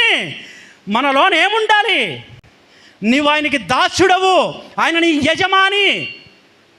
ఆయన నీ దేవుడు, నీ శరీరము ఆ దేవునికి ఆలయమై ఉండాలి. దేవునికి మహిమ కలుగునుగాక. ఏముంది నీ బలిపీఠములో? ఏముంది మంట వెనక, భక్తి వెనక? ఏముంది విశ్వాసము వెనక? హేయమైనది ఉందా? తీసుకో సంగమా, బయట పెట్టు. దావీదు ఎలా పెట్టాడు? దేవా నీ కృప చొప్పు నన్ను కరుణించయ్యా. ఎలా పెట్టాడు? చెయ్యి ప్రార్థన, ఒప్పుకో, తీయ విగ్రహాన్ని. అప్పుడు వస్తాడు దేవుడు నీలోనికి. జీవము కలిగిన దేవునికి ఆలయమై ఉన్నది మన శరీరము. దేవునికి మహిమ కలుగునుగాక. ఎన్నున్నాయి విగ్రహాల్లోన? విగ్రహం అంటే ఏదో కంటికి కనపడేది అనుకుంటున్నారేమో. దేవుని స్థానాన్ని, ఆయన యొక్క స్థానాన్ని ఆక్రమించేది ఏదైనా సరే విగ్రహమే. అది అమ్మాయి కావచ్చు, అది అబ్బాయి కావచ్చు, అది ప్రేమ కావచ్చు, అది ధనము కావచ్చు, వెండి కావచ్చు, శరీరాశ కావచ్చు, నేత్రాశ కావచ్చు, జీవపుటంబము కావచ్చు, ఏదైనా కావచ్చు. అది దేవునికి హేయమైనటువంటి విగ్రహము. అది పాపము. తీసివేయాలి. చూస్తున్నాడు దేవుడు. మళ్ళీ చదవమ్మా ఆ వాక్యాన్ని. సంగమా ఆ వాక్యాన్ని చక్కగా ధ్యానించండి ఇంటికెళ్ళి. నరపుత్రుడా తేరి చూడు అయ్యా ఉత్తరం వైపు.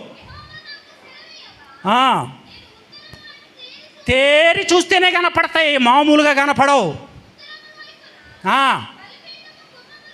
బలిపీఠము కనపడుతుంది, గుమ్మము కనపడుతుంది, లోపట రోషం. అసలు దేవునికి రోషం ఎందుకు వస్తుందండి? దాన్ని చూస్తే రోషం పుడుతుందంట దేవునికి.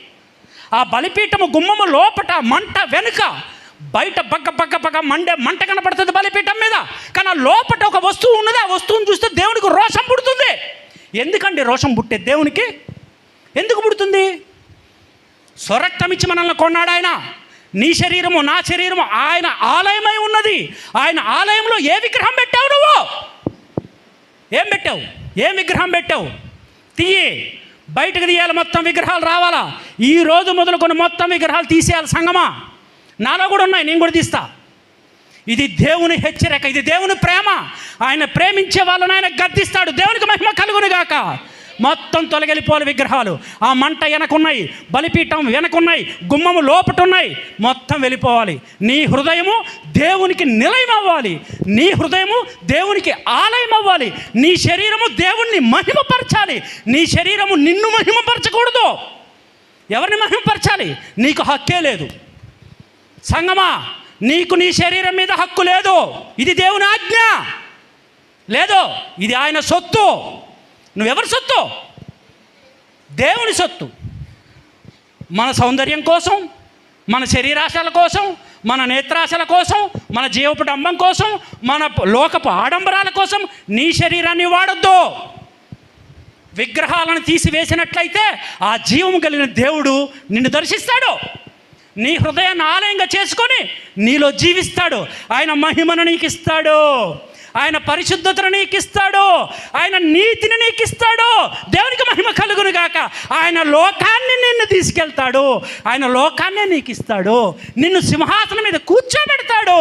ఆయన రాజ్యాన్ని నీకు ఇస్తాడు. దేవునికి మహిమ కలుగునుగాక. ఏది కావాలి మనకి? విగ్రహం కావాలా? జీవం కలిగిన దేవుడు కావాలా? దేవునికి మహిమ కలుగునుగాక. యేసుక్రీస్తు ప్రభు ఒకరోజు ఒక విందుకి వెళ్ళాడు. ఒక పరిసేడి పిలిచాడు ఆయన్ని విందుకి. విందు పాల్గొన్నాడు. వెళ్ళి ఆయన విందులో ఉండగా ఒక పాపాత్మురాలిన స్త్రీ వచ్చిందండి అక్కడికి. ఎవరు?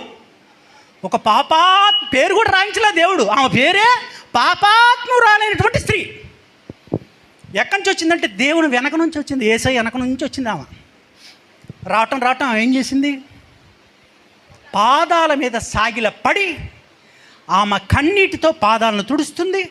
ఆమె కురులతో జుట్టుతో పాదాలను తుడుస్తుంది. కన్నీటితో అభిషేకిస్తుంది పాదాలని. అత్తరబుడ్డు పట్టుకొని వచ్చింది ఆ భేద పాపాత్మురాలు. పాపం ఆ అత్తరబుడ్డును పట్టుకొచ్చి ఆయన పాదాలకు అత్తర పూస్తుంది. ఏమేం చేసింది? వరుసగా చెప్పండి. వెనక నుంచి వచ్చింది. ముందు నుంచి రావటానికి కూడా ధైర్యం చేయలేదామా? ఆమె ఎవరు? పాపాత్మురాలు అనే విషయం ఆమెకు తెలుసు. అక్కడున్న శాస్త్రులకు, అక్కడున్న పరిచయులకు, అక్కడున్న విశ్వాసులకు తెలియదు ఆయన ఎవరో. ఆమెకు తెలుసండి. దేవునికి మహిమ కలుగునుగాక. ఆయన పరిశుద్ధుడు, పరిశుద్ధుడు, పరిశుద్ధుడు. ఆయన దేవుడు, ఆయన క్షమాభిక్షను ఇచ్చేటటువంటి దేవుడు, ఆయన పాపాన్ని కడిగే దేవుడు, ఆయన పరిశుద్ధతను నీతిని వస్త్రంగా ఇచ్చే దేవుడని ఈ పాపాత్మురాలు కనిపెట్టింది. కనిపెట్టి వెనక నుంచి వచ్చింది, ముందు నుంచి కూడా రాలా. ఇక మిగతా వాళ్ళందరూ ముందు మామూలుగా లేరు. ఒక్కొక్కళ్ళు శాస్త్రులు, పరిసయ్యులు, గొప్ప గొప్ప దైవజనులు, గొప్ప గొప్ప విశ్వాసులు ఉన్నారు అక్కడ ఆయన ముందు. ఈ వెనక నుంచి వచ్చింది. రావటం ముఖం కూడా చూపించలేదు ప్రభువుకి. సాగిల పడ్డది ప్రభు పాదాల మీద. మొట్టమొదటగా కన్నీరుతో పాదాలని కడిగింది, విడిచింది కన్నీరుని పాదాల మీద. రెండవదిగా తన మహిమ కోసం ఉపయోగించాల్సిన కురులను ఏం చేసింది? స్త్రీ తన కురులను దేనికి ఉపయోగిస్తుంది? సౌందర్యం కొరకు కదా. ఇక్కడ ఈ పాపాత్మురాలైన స్త్రీ దేని కొరకు ఉపయోగిస్తుంది? దేవుని మహిమ కొరకు ఉపయోగించిందండి. తన వెంట్రుకలను చక్కగా తుడుస్తుంది, అత్తరుతోటి పాదాలని అభిషేకిస్తుంది. ఏం చూస్తున్నాడు దేవుడు ఇక్కడ? ఏం చూస్తున్నాడు? సంగమా జాగ్రత్తగా వినాలి. ఆత్మ చెప్పుచున్న మాట చెవి గలవాడు వినుగాక. ఏం చూస్తున్నాడు దేవుడు? ఆమె హృదయాంతరంగాల్లోంచి ఆమె యొక్క పశ్చాత్తాపము కన్నీటి రూపంలో కారుతూ ఆ యొక్క పాపంతో ఉన్న స్త్రీ ఆ మారు మనసు ఎలా పొందుకుంది?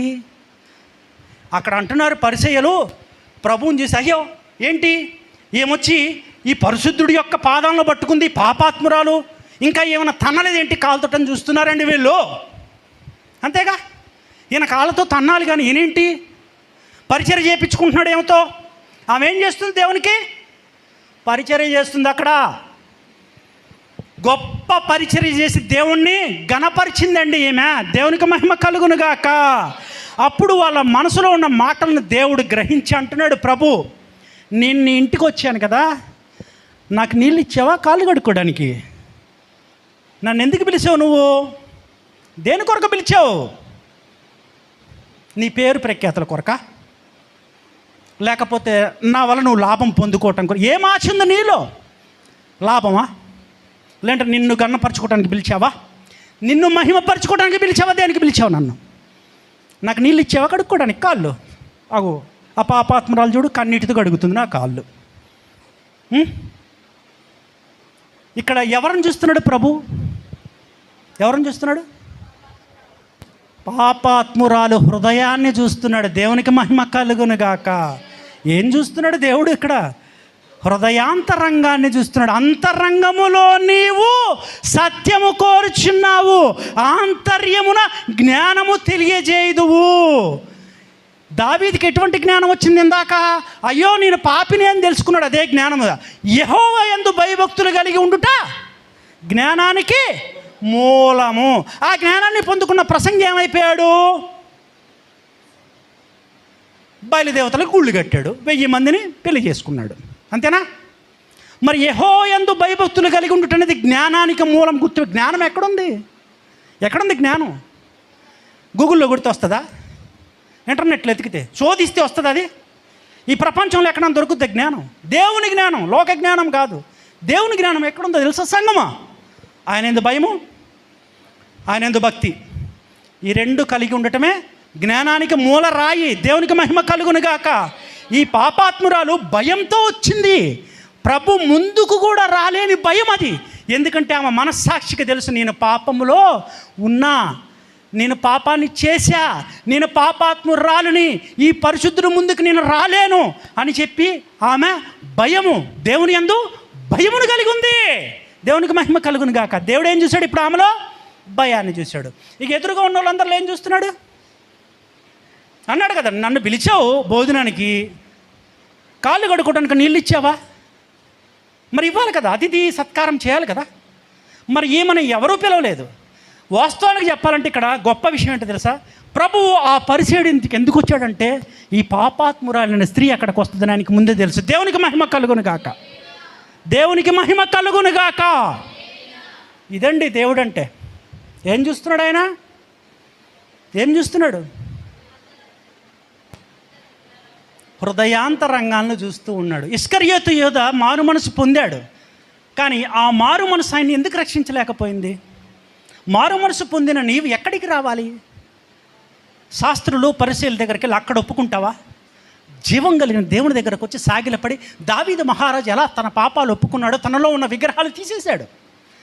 ఇక్కడ ఒక విషయం తెలుసుకోవాల్సింది ఏంటంటే, అందరూ విగ్రహారాధన అంటే ఏదో అన్ని జనులు చేసే విగ్రహారాధన అనుకుంటున్నారు. మనలో ఉన్నాయి విగ్రహాలు. మన విగ్రహాలు మనం తీసేయాలి, వాటిని ఆరాధించొద్దు. అవేం విగ్రహాలు చెప్పండి? ఏం విగ్రహాలు ఉన్నాయి మనలో? దేవుని యొక్క స్థానాన్ని ఆక్రమించేటటువంటిదే విగ్రహము. ఏంటి విగ్రహం అంటే? దేవునికి ఇవ్వాల్సిన మహిమను అది తీసుకుంటుంది, దేవునికి ఇవ్వాల్సినటువంటి ఘనతను అది తీసుకుంటుంది, దేవునికి రావాల్సిన స్థానాన్ని అది ఆక్రమిస్తుంది. కొంతమంది దేవునికి ఇవ్వాల్సినటువంటి హృదయాన్ని ఏం చేస్తారు? అబ్బాయిలకి ఇచ్చేస్తారు పాపం. కొంతమంది దేవునికి ఇవ్వాల్సినటువంటి హృదయాన్ని అమ్మాయిలకి ఇచ్చేస్తారు. అమ్మాయిలు కొంతమంది అబ్బాయిలకి ఇచ్చేస్తారు, అమ్మాయిలు వాళ్ళకి ఇచ్చేస్తారు. ఇంకొంతమంది జీవపు డంబం. దేవుడు ముందుండడు, లోకాశలు శరీరాశలు ముందుంటాయి, వెనక దేవుడు ఉంటాడు. మరి విగ్రహం ఎవరిలో ఉంది? పాప అన్ని జనులు చాలా మంచోళ్ళండి, వాళ్ళకి తెలిసిన భక్తాలు చేస్తున్నారు. నీ భక్తి ఏంటి? నీ విశ్వాసం ఏంటి? అసలు సంగమ తెలుసుకోవాలి మనం. ఇవన్నీ ఇవ్వాల. మన భక్తి ఏంటి? నీలో నాలో ఎన్ని విగ్రహాలు ఉన్నాయి? నేను ఎప్పటికీ మా అమ్మోళ్ళ దగ్గరికి వెళ్తా, ఇంట్లో ఏ ఉంటాయి, ఇంటికి వెళ్ళటం మానేసాను నేను. భయం, నాకు చచ్చే భయం. ఇంట్లో ఇన్ని ప్రసాదాలు ఉంటాయి, నా పిల్లోని తీసుకుని వెళ్ళటానికి కూడా నేను తీసుకెళ్ళను. నాకు తెలియకుండా మా అమ్మ పెట్టేస్తుంది, విగ్రహ అర్పితాలు తీసుకొచ్చి మా బాబుకు పెట్టేస్తుంది. ఇది నన్ను గొప్ప చేసుకోవటం కోసం చెప్పట్లేదు సంగమా. నేను మీ అందరికంటే తక్కువ వాడినే, నా అనుభవం చెప్తున్నాను. దేవునికి ఇవ్వాల్సినటువంటి ప్రాధాన్యతను వేరే వాళ్ళకి ఇవ్వకూడదు మనం. అది ఎవరైనా సరే, భార్య కావచ్చు, భర్త కావచ్చు, తల్లి కావచ్చు, తండ్రి కావచ్చు, జీవపు డంబము కావచ్చు, శరీరాశ, నేత్రాశ కావచ్చు, ఏదైనా కావచ్చు, అదే విగ్రహం. మనం అనుకుంటాం మన విగ్రహారాధన నుంచి బయటకు వచ్చేసామని. ఏమీ రాలా, మనం ఏమీ బయటికి రాలా. మనం వచ్చింది ఏంటంటే ఆ విగ్రహాలు పూజించడం మానేసి జీవం గల దేవుని దగ్గరకు వచ్చాము. ఇది మాత్రం నిజం, అర్థమైందా? కానీ జీవం గల దేవుని యొక్క ఆత్మను పొందుకున్నామా? ఆయన వాక్యానుసారం ఉంటున్నామా? ఆయనకి విరుద్ధంగా మనలో ఉన్న విగ్రహాలను తీస్తున్నామా? అది గమనించుకోవాలి సంగమా. మన శరీరం అనేది మనది కాదు. ఫస్ట్ ప్రతి విశ్వాసి తెలుసుకోవాల్సిన విషయం ఇదే. మన శరీరం మనది కాదు. ఆయన శిలువ రక్తాన్ని క్రయధనంగా పెట్టి కొన్నాడు మనల్ని. ఇప్పుడు దాసుడు ఎవరికి లోబడాలి? మన యజమాని ఎవరు? ఇప్పుడు మనల్ని కొనుక్కున్న యజమాని ఎవరు? మరి మనం ఏం చేయాలి? పొద్దుట్లెగిసి ఆయన్ని ఆరాధించాలి, ఆయన్ని స్తుతించాలి, ఆయన వాక్యానుసారంగా బ్రతకాలి, ఆయన చిత్తానుసారంగా బ్రతకాలి, విశ్వాసులుగా ఉండాలి. విశ్వాసం ఎలా ఉండాలంటే అసంపూర్ణంగా ఉండాలా? సంపూర్ణంగా పరిపూర్ణమైన విశ్వాసం మనలోనికి రావాలి. భక్తి ఉండాలి, భక్తిహీనత ఉంది మనలో. పరిపూర్ణమైన భక్తి ఉండాలి. పరిశుద్ధత. ఇప్పుడు వాటర్ బాటిల్ కొనుక్కుంటాం మనం, కిన్లే వాటర్ బాటిల్ 10 రూపాయలు పెట్టుకుంటున్నాం, చిన్న బాటిల్. అది ఒకవేళ ఓపెన్ చేసి కొంచెం నీరు తగ్గితే తీసుకుంటావా? నువ్వు తీసుకుంటావా? 10 రూపాయలు పెట్టుకుంటున్నావు నువ్వు బాటిల్. ఒకవేళ మూత తీపేసి అది ఓపెన్ అయిపోయి ఉన్నా, లేకపోతే కొంచెం నీరు దాంట్లో తగ్గున్నా తీసుకుంటావా? మరి దేవుడు నిన్ను నన్ను ఎలా తీసుకుంటాడు పరలోకానికి? ఎలా తీసుకుంటాడు? నింపబడాలి కదా మా. దేంతో? లోకాశలతో కదా, శరీరాశలతో కదా, జీవపు డంబాలతో కదా, విగ్రహాలతో నింపబడాలి కదా మా. దేంతో నింపబడాలి? దేంతో నింపబడాలి? దేవుని ఆత్మ పరిపూర్ణంగా నింపబడాలి. అడిగిన వానికి కొదువలేని ఆత్మ ఇస్తాడండి ఆయన. దేవునికి మహిమ కలుగునుగాక. వాక్యం ఏం చెప్తుందో తెలుసా? అడిగిన వాళ్ళకంటే దేవుడు తన ఆత్మను కొదువ లేకుండా, కొలత లేకుండా ఇస్తాడంటండి. ఎహెజ్కేలు గ్రంథంలో అదే ఉంటుంది. ఫస్ట్ పాదాలు, తర్వాత మోకాలు. అయ్యగారు మీకు చెప్పే ఉంటారు. తర్వాత కంప్లీట్గా మునిగిపోతాడు. అదేంటంటే ఆత్మాభిషేకము. కొలత లేదు, మునిగి తేలాలి నువ్వు. దేవునికి మహిమ కలుగును గాక. ఇవ్వడానికి ఆయన రెడీ. నువ్వు అర్హత కలిగి ఉన్నావా? ఆయనకి హేయమైనది నీలో నాలో ఉంటే ఏమవుతుంది? ఇక్కడ ఏమంటున్నాడు దేవుడు ఎహెజ్కేలుతో? తేరి చూడు ఉత్తరం వైపు, నాకు హేయమైనది రోషం పుట్టించేది కనపడుతుంది. ఆయన యొక్క రోషానికి పాత్రలమైతే ఏమవుతాం మనం? ఆయన దగ్గర 2 పాత్రలు ఉన్నాయి. ఒకటి ఉగ్రత పాత్ర, ఒకటి కరుణా పాత్ర. మనం ఏ పాత్ర కిందకి రావాలి? కరుణా పాత్ర కిందకి రావాలా, ఉగ్రత పాత్ర కిందకి రావాలా? రోషం పుడితే ఏమైందంటే ఉగ్రత దిగుద్ది, ప్రకటనలో ఉంటుంది. పాత్రల గురించి, బూరల గురించి అక్కడ ఇప్పుతుంటే ఇక్కడ దొరుకుతుంటాయి విషయాలు. దేవునికి మహిమ కలుగునుగాక. దేవుని చిత్తమైతే ప్రకటన గ్రంథం గురించి 3 వర్తమానాలు నేను దేవుని చిత్తమైతే మీకు అందించగలుగుతాను. దేవుని చిత్తంలో ఉంటే అది వినవాలి ధన్యులు. పరలోకములో క్రియ జరుగుతుంటే భూలోకంలో ఇక్కడ పడుతుంది ఎఫెక్ట్. అక్కడ కుమ్మరించబడతా ఉంటాయి, అక్కడ విప్పబడతా ఉంటాయి, అక్కడ ఊదబడతా ఉంటాయి, ఇక్కడ జరుగుతూ ఉంటాయి కార్యాలు. రేపు ద్రవే జరగపోయాయి. సంగమా జాగ్రత్త. ఇవాళ ప్రభు మీతో మాట్లాడుతున్నాడు, వాక్యమై ఉన్న దేవుడు మీతో మాట్లాడుతున్నాడు. మనలో ఇటువంటి విగ్రహం ఉండకూడదు. మన మారు మనసు మనల్ని దేవుని దగ్గరికి చేర్చేదిగా ఉండాలి. దేవునికి మహిమ కలుగునుగాక. ఎలా ఉండాలి మన మారు మనసు? దేవుని దగ్గరికి, నిత్య జీవానికి, పరలోకానికి, ఆ పరిశుద్ధ లోకానికి, ఆ ఆత్మల లోకానికి చేర్చేదిగా మన మారు మనసు ఉండాలి. కానీ ఇక్కడ మారు మనసులు ఏమైపోయినాయి? చేర్చే కొంతమందిని మనస్సే అద్భుతమైన మారు మనసు పొందాడు, చక్కగా పితరులతో పాటు సమాధి చేయబడ్డాడు, అంటే ఆయన చేర్చబడ్డాడు దేవునిలోకి. దావీదు చక్కటి మారు మనసును పొందుకున్నాడు. ఇంత మారు మనసు పొందుకున్న వాళ్ళకి ఇంత రక్షణ ఇస్తున్నాడు, ఇంత కృపనిస్తున్నాడు. కానీ ఇదే మారు మనసు పొందుకున్న కొంతమందికి ఏం జరిగింది? ఆయన హృదయాన్ని చూస్తూ ఉన్నాడు కాబట్టి మన హృదయ తలంపులను శోధించే దేవుడు ఆయన. మాటట మన నోట రాకమునిపై ఆయనకి తెలిసిపోతుంది. ఆయన సర్వాంతర్యామి, సర్వవ్యాపి అయి ఉన్నాడు. ఆయన తక్కువ చేయొద్దు. దేవుణ్ణి ఎప్పుడు మనం తక్కువ చేయొద్దు. ఆయన్ని హెచ్చించడానికే మనం ఉన్నాం. మనం బాధ్యులము, మనం వెలబెట్టి కొనబడ్డాం. కాబట్టి మన మారు మనసు చాలా అవసరం మనకి. చాలామంది సంఘంలో నేను చూస్తూ ఉన్నాను, అందరి గురించి కాదు, సంఘంలో ఉన్నటువంటి అందరిలో కొంతమంది బాప్తిసం పొందుకుంటున్నారు. బాప్తిసం పొందుకున్న తర్వాత మారు మనసు ఉంటుందా? సరి అయిన మారు మనసు ఉంటుందా? ఉండట్లేదు. విగ్రహాలు లోన పెట్టుకుని ఉంటున్నారు చాలామంది. దేవుడు వాటి గురించే మాట్లాడుతున్నాడు ఇక్కడ. సరి అయిన మారు మనస్సు పరలోకానికి చాలా అవసరము. నీకు రక్షణ అవసరము, పరిశుద్ధాత్మ అభిషేకం అవసరము. అట్లాగే ఆ రెండిటితో పాటు సరి అయిన మారు మనసు లేకపోతే, ఆ రెండు ఉన్నా కూడా మనం ఏమవుతాం? రక్షణ ఉంది మనకి, బాప్తిసం ఉంది మనకి, మారు మనసు లేదు, ఏమైపోతాం? చాలామంది రక్షణ ముందుకుని పరలోకం వెళ్ళిపోతామనే భ్రమలో బ్రతుకుతున్నారు. సంఘమా, మనం ఆ భ్రమలో బ్రతకొద్దు. మీకు దైవజనులు చక్కటి వర్తమానం ఇస్తున్నారు, చక్కటి వాక్యంతో సంఘం కట్టబడుతుంది. ఈరోజు కూడా మీ దగ్గరికి అద్భుత వాక్యం వచ్చింది. ఇవాళ వాక్యంతో మనం కట్టబడాలి. హెబ్రీ పత్రిక 4వ అధ్యాయం 12వ వచనంలో ఒకటి ఉంటుంది. ఏలయనగా దేవుని వాక్యము సజీవము గలదై, 2 అంచులు గల ఎటువంటి వాక్యము, ఎటువంటి ఖడ్గము కంటేను వాడిగలదై, ప్రాణాత్మలను విభజించుచు మూలుగులో నుంచి హృదయ తలంపులను శోధించుచున్నది. It's psychology. సైకాలజిస్టులు ఉంటారు, డాక్టర్లందరిని కూర్చోబెట్టి ఆ ఒక్క వాక్యం చెప్పి వాళ్ళ మారు మనసు పొందమని చెప్పొచ్చు మనం. అంత గొప్ప సైకాలజీ అది. సైకాలజీ కూడా మార్చేస్తుంది అది. అంత శక్తి గలదండి దేవుని వాక్యం. ప్రాణాత్మలను విభజిస్తుంది. మనలో ఎన్ని ఉన్నాయి? ప్రాణము, ఆత్మ, దేహము, 3 భాగాలు ఉన్నాయి కదా. ఈ 2 అంచుల ఖడ్గం వంటి వాక్యం అట మన లోనికి ప్రవేశించి ప్రాణాన్ని, ఆత్మను ఏం చేస్తుంది? విభజిస్తుంది. విభజించి ఏం చేస్తుంది? ఇప్పుడు మీరున్న వాక్యం మీలోకి ఏం చేస్తుందో చెప్తున్నా వినండి. ఏం చేస్తుందంటే లోనకి ప్రవేశించి ఈ దైవ వాక్కు, ఈ 2 అంచుల ఖడ్గం వంటి ఈ వాక్కు, ఈ పరిశుద్ధ వాక్కు, ఈ ఖడ్గం లోనకి వెళ్ళి ప్రాణాన్ని, ఆత్మను విభజించి నీ ఆత్మను ఏం చేస్తుంది? బలపరుస్తుంది. అప్పుడు నీ శరీరానుసారమైన జీవితంలో ఉన్నావు కదా అప్పటిదాకా నువ్వు. ఇప్పుడు ఈ ఆత్మ శరీరాన్ని జయింపజేస్తుంది. ఏం చేస్తుంది? ఈ ఆత్మ ఏం చేస్తుందంటే శరీరాన్ని జయింపజేస్తుంది. అప్పుడు ఆత్మ పూర్ణులమవుతాం మనం. అప్పుడు ఆత్మీయ జీవితంలోనికి వస్తాం మనము. అప్పుడు మనలోనికి మారు మనసు వస్తుంది. అప్పుడు మనలోనికి నూతన స్వభావం వస్తుంది. ఎస్కేల్ 36:26లో ఉంటుంది. రాతి గుండెను తీసివేసి మాంసపు గుండెనిస్తా, నూతన స్వభావమును నీకు ఇస్తా, నూతన హృదయమును నీకు ఇస్తా,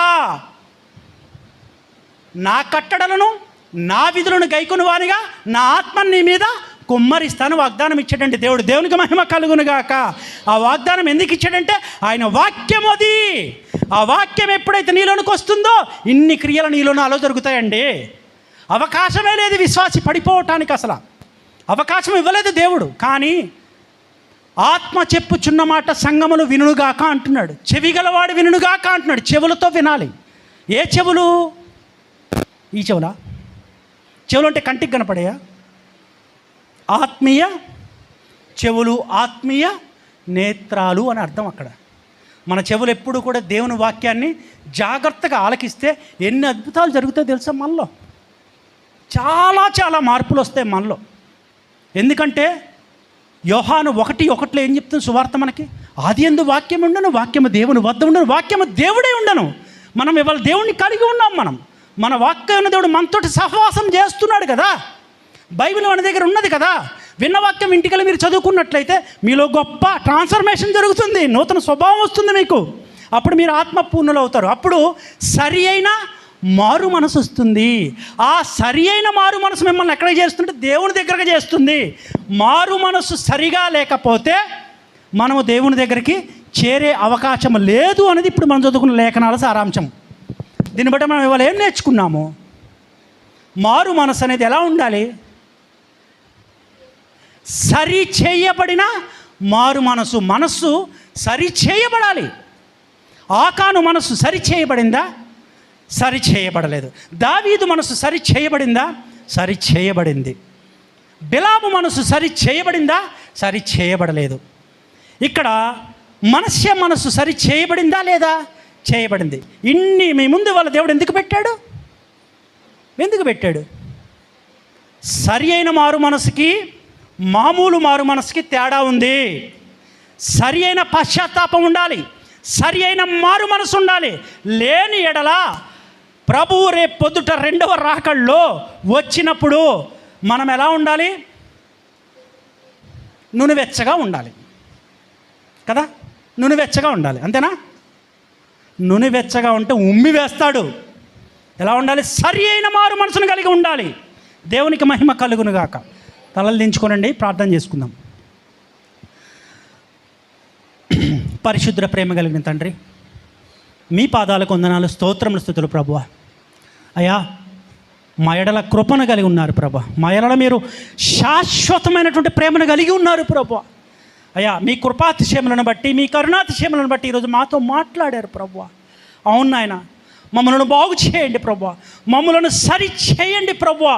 మమ్మలను సరి అయిన మారు మనసులోనికి తీసుకుని రండి. మమ్మలను మీకు దగ్గరగా తోడుకొని రండి ప్రభువా. తెలిసి తెలియక మేమేమన్నా అపరాధములు, పాపములు, శాపములు, దోషములు, లేదా పితరుల పాపములు, లేదా అజ్ఞాతిక్రమలు ఏవి ఉన్నా ప్రభువా, ఈరోజే ఇప్పుడే యేసుక్రీస్తు పరిశుద్ధ నామములో సిలువ రక్తం చేత కొట్టివేయబడును గాక ప్రభువా. సరి అయిన మారు మనసు మేము పొందుకొని మీ బిడ్డలుగా, మీ సాక్షులుగా, మీ వారసులుగా ఇక్కడ మేము అయ్యా మీ పిల్లలుగా బ్రతికి మహిమను ఘనతను ప్రభావమును శక్తిని మీకే కలగజేయను గాక ప్రభువా. అవును నాయన, మా శరీరము జీవం గల దేవుడైన మీకు ఆలయమై ఉన్నది ప్రభువా.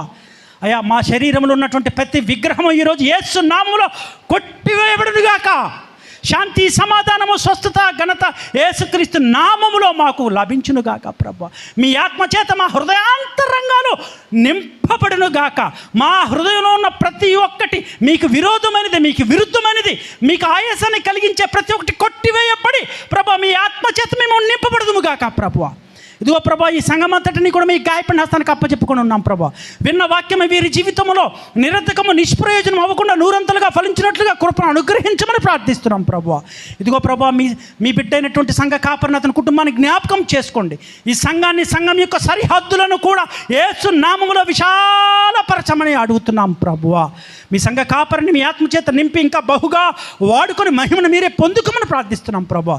ఇదిగో సంఘ కాపరి కుటుంబానికి అవసరమైన ప్రతి ఈవిని మీరు మీ కృపలో, మీ మహిమలో దయచేయమని ప్రార్థిస్తున్నాము. ఇదిగో ప్రభా, సంఘంలో ఏ విశ్వాసికి ఎటువంటి అవసరత ఉన్నదో, ఎటువంటి వారు బాధల్లో ఇక్కడికి వచ్చారో అవన్నీ కూడా ప్రభువా మాకు తెలియదు, కానీ మీకు తెలుసు ప్రభువా. హృదయాంతరంగాన్ని ఎరిగిన దేవుడో కదా ప్రభువా. వారు ఏ ఆశతో, ఏ అక్కరతో, ఏ బాధతో ఇక్కడికి వచ్చారో ఆ అన్నీ కూడా, వాటన్నింటిని కూడా మీ మహిమలో వారికి అనుగ్రహించమని ప్రార్థిస్తున్నాం ప్రభా. అయ్యా, బోధించిన నేను భ్రష్టుణ్ణి అయిపోకుండా మీ కృపలో నన్ను దాయమని, మీ గాయములో నన్ను మరుగు చేయమని, అయ్యా నన్ను మీలో బలపరచమని ప్రార్థిస్తున్నాను ప్రభా.